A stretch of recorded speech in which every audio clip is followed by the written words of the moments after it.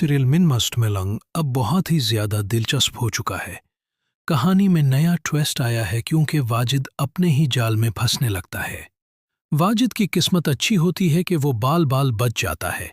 وہ سکندر کو استعمال کر رہا ہوتا ہے تاکہ مبین خان اور کبیر کے درمیان لڑائی ہو جائے اور تینوں کو نقصان پہنچے۔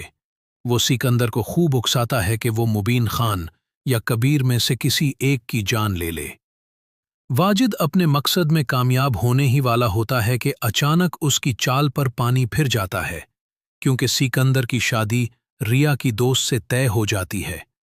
ریا اور کبیر شادی میں شریک ہوتے ہیں۔ کبیر بہت خوش ہوتا ہے اور سکندر کو مبارکباد دیتا ہے۔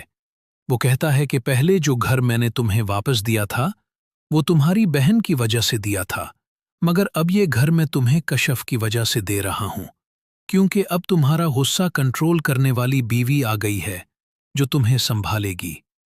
یہ سن کر سکندر غصے میں آ جاتا ہے۔ وہ کبیر کا گریبان پکڑ لیتا ہے اور کہتا ہے کہ تم کون ہوتے ہو میرے ذاتی معاملات میں بولنے والے؟ میں نے تمہیں پہلے بھی کہا تھا کہ اپنے کام سے کام رکھو، مگر تمہیں سمجھ ہی نہیں آتی۔ اس موقع پر ریا بیچ میں آتی ہے اور معاملہ رفع دفع کرتی ہے۔ واجد یہ سارا منظر دیکھ رہا ہوتا ہے۔ جب کبیر خاموشی سے وہاں سے چلا جاتا ہے تو واجد فوراً سکندر کے پاس آتا ہے اور اسے کہتا ہے کہ تمہارے پاس بدلہ لینے کا کتنا اچھا موقع تھا، تم اس پر حملہ کر سکتے تھے۔ سکندر اسے گھورتے ہوئے کہتا ہے دماغ خراب ہو گیا ہے تمہارا، میں اتنے لوگوں کے سامنے اسے کیسے مارتا؟ واجد کہتا ہے تم نے اس کا گریبان تو پکڑ ہی لیا تھا، اب صرف مارنا ہی باقی تھا۔ سکندر غصے میں کہتا ہے آخر تم چاہتے کیا ہو؟ صاف صاف بات کرو۔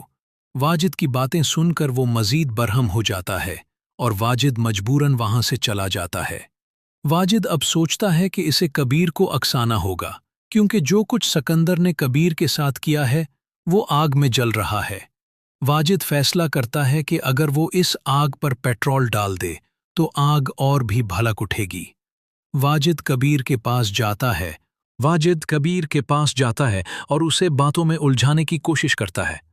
وہ کہتا ہے کہ جو کچھ تمہارے ساتھ سکندر نے کیا وہ سب کے سامنے بے عزتی تھی۔ وہ تمہارا سالہ ہے، ایسا نہیں کرنا چاہیے تھا، مگر وہ اب بھی تمہارا دشمن ہے۔ کبیر اسے سختی سے جواب دیتا ہے یہ ہمارا مسئلہ ہے، تم بتاؤ تم چاہتے کیا ہو؟ واجد تھوڑا نرمی سے کہتا ہے کیا تم سکندر کو معاف کر دو گے؟ کبیر کہتا ہے تم چاہتے ہو کہ میں بدلہ لوں؟ واجد کہتا ہے ہاں، لیکن فوراً بات پلٹتا ہے اور کہتا ہے نہیں، میں تو بس اس کی طرف سے معافی مانگنے آیا تھا۔